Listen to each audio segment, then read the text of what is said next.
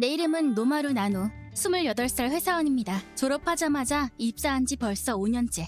영업직으로서 전국 방방곡곡의 클라이언트들을 만나고 다니며 바쁜 나날을 보내고 있었습니다. 일주일에 3-4번은 출장을 다녀서 회사에 잘 없기 때문에 솔직히 물리적으로 힘든 적도 많았지만 그 대신 출장 간 곳에서 유명한 음식들을 먹거나 관광을 하는 것도 나름대로 재미가 있었기 때문에 그럭저럭 버틸만 했습니다.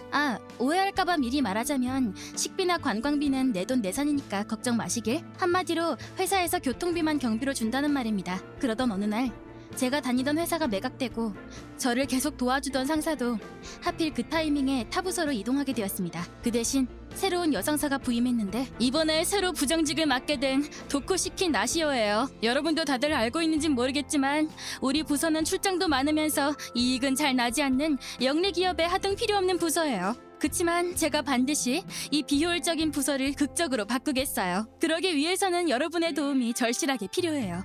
잘할 수 있죠?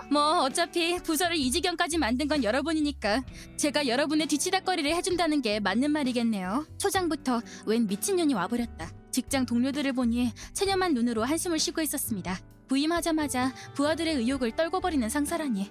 저건 진짜 타고난 거다. 우리 부서는 새로운 영업부서에서 상품을 납품하면 그 사용법을 안내하거나 고장났을 때 상담해주는 곳이라서 솔직히 거기보다 실적을 내긴 힘듭니다. 그건 부장님 역시도 잘 알고 있었습니다. 그래서 그녀가 실적 개선이랍시고 내놓은 게 철저하게 경비를 줄이는 거야. 낭비는 절대로 하면 안 돼. 그 말도 안 되는 방안을 듣고 사무실에 있던 동료들은 모두 기겁했습니다. 저는 그때 출장 중이었는데 부장님께서 친절하게 문자로 알려줬습니다. 노마루 씨, 고생 많아요. 수고 많으십니다. 당신 2박 3일 동안 출장 예정이죠? 네. 앞으로 우리 부서는 철저하게 경비를 절감할 예정이니까 그렇게 알고 계세요. 경비 절감이요? 잘 알겠습니다. 그래서 말인데 이번 출장 1박 2일 안엔 마무리해줬으면 하는데 타지에서 보는 업무가 많기 때문에 2박은 해야 할 것 같습니다. 그러면 숙박비가 늘어나잖아요. 당신이 생각해도 낭비라는 생각 안 들어요? 경비가 더 드는 것은 사실이지만 여기서 좀 떨어진 1박에 3,000엔밖에 안 하는 호텔을 예약해서 제 나름대로 경비를 아끼고 있습니다. 그 정도로 택도 없어요. 제가 새롭게 정한 규칙을 보내줄 테니까 잘 보고 숙지하세요. 1. 숙박 금지. 2. 어쩔 수 없이 숙박을 해야 할 상황이라면 친구 집이나 심야 버스에서 잘 것. 3. 신칸센 사용 금지. 이게 다 뭐죠? 문자 그대로예요. 그러니까 내일 호텔은 취소하고 친구 집에서 자세요. 갑자기 그렇게 말씀하시면 어떡해요. 내일 가는 곳에 친구도 없을 뿐더러 있다고 해도 어떻게 갑자기 재워달라고 해요. 민폐잖아요. 영업직이면 그 정도는 알아서 하세요. 애초에 당신이 이익을 못 내서 이렇게 된 거잖아요. 아시겠어요? 저희 부서는 다른 부서를 서포트해주는 곳이니까 보이는 실적이 다가 아니라는 거 아시잖아요. 변명도 잘하셔라. 8년 주제에 감히 나한테 대드는 거예요? 마음대로 하세요. 그렇게 쓸모없는 질만 골라서 있다가 나중에 어떻게 될지 나도 몰라요. 변명이라니 너무하세요. 저희도 조금이라도 더 경비를 아끼려고 항상 노력하고 있단 말이에요. 그러니까 택도 없다고 했잖아요, 이 밥벌레들아.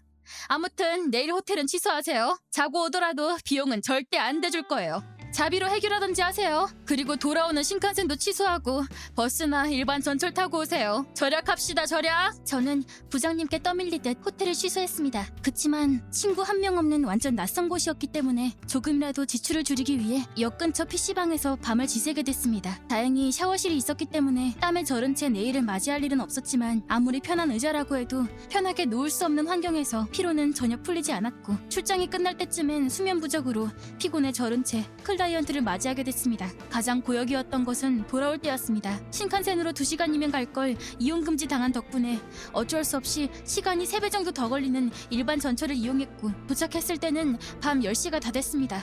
내일도 일하러 가야 한다고 생각하니 부장님이 온 지 이제 겨우 4일째인데 벌써 힘들어. 그 후로 우리 부서의 초절약 생활이 시작됐습니다. 신칸센 금지, 숙박 금지, 물론 택시도 금지.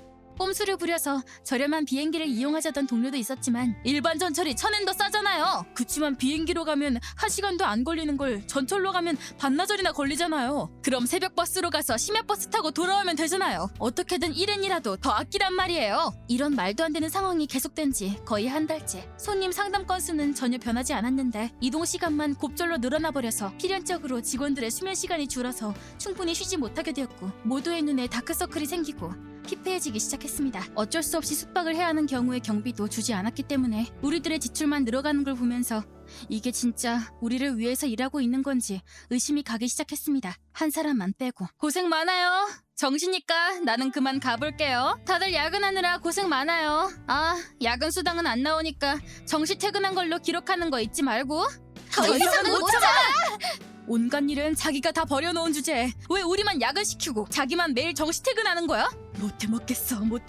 못해 먹겠어. 여러분, 빨리 끝내고 다음 주말에야말로 꼭 정시 퇴근하고 한잔하러 가자고요. 파이팅! 그리고 다음 주 우리는 월요일부터 목요일까지 업무에 매진하여 불금을 준비했습니다. 그날은 마침 부장님도 도쿄로 출장 가겠다. 야근할 것도 없겠다. 정시가 되면 퇴근 시간을 자동으로 기록하는 시스템이었기 때문에 들킬 일 전혀 없어. 아니지, 들키면 뭐 어때? 5시다! 금요일 우리는 정시가 되자마자 일을 마치고 다 같이 역 근처 선술집으로 갔습니다. 건배! 그러고 보니 부장님은 오늘 출장 어떻게 가셨지? 그야 시내버스로 갔지 않겠어? 우리한테 그렇게 돈돈거렸는데 양심이란 게 있으면 신칸센은 못하지. 네, 감 좋은 시청자 여러분이라면 벌써 눈치채셨겠죠. 앞으로 뭔 일이 일어날지 바로 알아보겠습니다. 1차를 마치고 다 같이 노래방으로 이동할 때 부장님! 세상에, 신칸센 개찰구에서 부장님이 나오는 것이었습니다.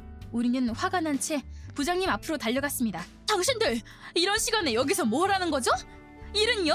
이미 퇴근 시간은 훨씬 지났거든요.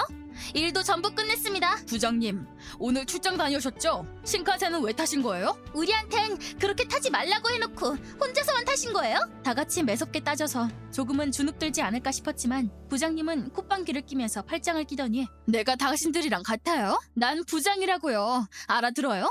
애초에 내 1시간의 가치는 당신들의 1시간의 가치랑은 차원이 다르다고요. 내게 있어서 시간을 얼마나 효율적으로 활용하는지 고민하는 게 무엇보다 회사를 위한 행동이라고요. 알겠어요? 즉 나는 신칸센이든 비행기든 택시든 이용할 권리가 있어요. 불만 있으면 승진하세요. 뭐 내가 있는 한 그럴 일은 없을 테니까 좀 힘들겠지만 마음에 안 들면 때려치시던가. 부장님은 일부러 더 오버해서 우릴 비웃고는 자리를 떠났습니다. 우리는 그 뒷모습을 조용히 바라보면서 결심했습니다. 다 같이 서로 눈을 맞추며 고개를 끄덕거리곤 아무 말도 안 한 채 그대로 해산했습니다. 주말이 끝나고 우리는 누가 먼저랄 것도 없이 아침 일찍 모여서 인사팀으로 향했습니다. 그리고 출근 시간이 돼서 당황한 부장님은 우리에게 메시지를 보냈습니다. 잠깐, 다들 뭐 하시는 거예요? 갑자기 전원 퇴사라니. 머리가 어떻게 된 거 아니에요? 부장님이 말씀하셨잖아요. 자기한테 불만 있으면 때려치라고. 우리들은 더 이상 당신이 원하는 대로 따라가지 않을 거고 같이 일하고 싶지도 않습니다. 그래서 관둔 거예요. 그렇게 마음대로 될 것 같아요? 얼른 돌아와서 일하세요, 일! 당신이 계속 상사로 남아있다면 우리는 절대로 돌아가지 않을 겁니다. 상담 업무는 어쩌려고 그래요? 클라이언트를 방치하다니 그게 어른이 할 짓이에요? 부하 직원이 100% 힘을 발휘할 수 있도록 보조하는 게 당신이 상사로서 할 일 아닌가요? 그럼에도 불구하고 오히려 부하 직원들을 과로사시키려고 하다니 당신이 그러고도 부장 자격이 있나요? 시끄러워요! 이런 식으로 관두다니 뒷일이 무섭지도 않나 보죠? 어머나, 걱정해주시는 건가요? 감사합니다. 그치만 걱정 마세요. 알고 계실진 모르겠지만 저희 부서는 회사에서 평판이 꽤 좋거든요. 이직하는 것도 크게 어렵지 않아요. 내가 이렇게 끌어주는데도 관두겠다 이거지?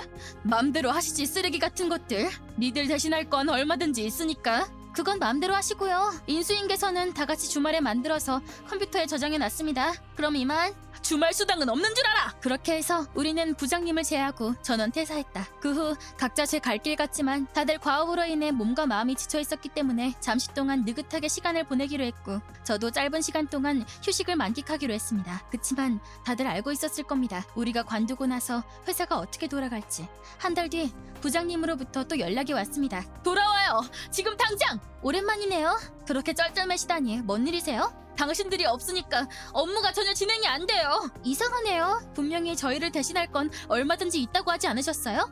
상담 업무가 이렇게 복잡할 줄 몰랐단 말이에요. 직원들을 임시로 뽑아서 현장에서 대응도 못하고 그것 때문에 클라이언트들의 클레임도 많고 계약 해지도 속출하고 있고 암튼 난리도 아니라고요. 이대로 계속 상황이 악화되면 나한테까지 책임을 묻게 될 거라고요. 그렇게 되면 전부 당신들 때문이야. 무슨 말씀을 하시는 건지 잘 모르겠네요. 부장님의 시간의 가치는 저희랑은 차원이 다르다면서요? 그럼 당신이 야근해서 해결하면 그런 사태는 금방 해결할 수 있는 거 아니에요? 물론 야근 수당은 필요 없겠죠?